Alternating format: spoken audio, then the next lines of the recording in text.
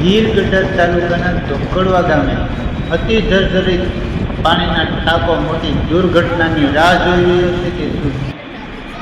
ગીર ગઢડા તાલુકાના ધોકડવા ગામે રણુજા વિસ્તારમાં આવેલા નવા પાણીના સંપ તો બન્યો, પણ જૂના પાણીના સંપ હાલ કોઈ દુર્ઘટના સર્જાય એવી રાહ જોવાય છે કે શું?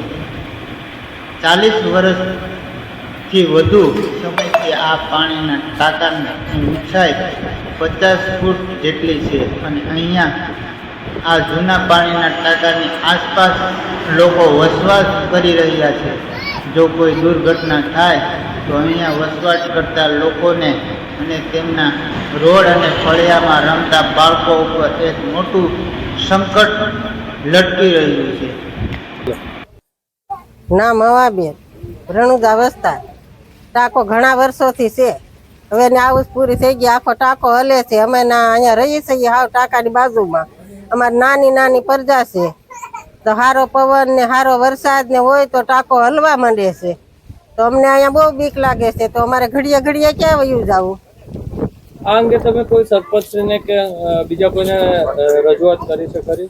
હા, 1-2 વખત કીધું તો એમ કીધું કે ઉતારી નાખશું.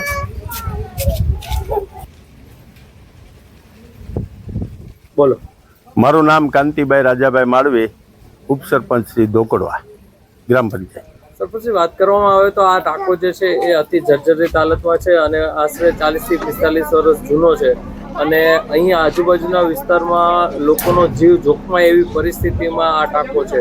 તો આ અંગે આપશ્રીએ કોઈને રજૂઆત કરી છે અથવા આપણી પંચાયત દ્વારા શું કરવામાં આવશે? અમે સાહેબ કોઈને રજૂઆત હજી આજ સુધી કરી નથી. મૌખિક રજૂઆત વાતો થઈ છે, પણ હવે આજે અમારા ધ્યાન ઉપર આવ્યું છે એટલે વહેલી તકે સરકારશ્રીમાં અથવા જેને જાણ કરવાની થાય એને જાણ કરીને વહેલી તકે આ ટાંકાનો નિકાલ કરાવશું.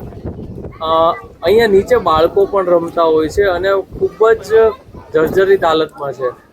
કોઈ પણ અઘટિત ઘટના બને તો આ અંગે જવાબદાર વ્યક્તિ કોણ રહેશે? ગ્રામ પંચાયત સાહેબ જવાબદારી અમને પણ ખબર પડે છે, પણ એના માટે અમે વહેલામાં વહેલું બનશે એટલું યોગ્ય કરી અને એનો નિકાલ કરાવશું. સૌજીભાઈ પૂનાભાઈ, ચુડાસામાં ગામ છે અમારું. રણુજા ધોકડવા ગામ છે અને રણુજા વિસ્તાર છે. હવે આ ટાંકો અમારો ઝાઝા ટાઈમથી 40-45 વર્ષ જેવું થઈ ગયું છે. એટલે ચારે બાજુના દેવીપૂજક સમાજ અને મુસલમાન ભાઈ સમાજ રહે છે. એના નાના નાના બાળ બસા હેઠે નીચે રમે છે, તો એને નડતર બહુ થાય એવું છે.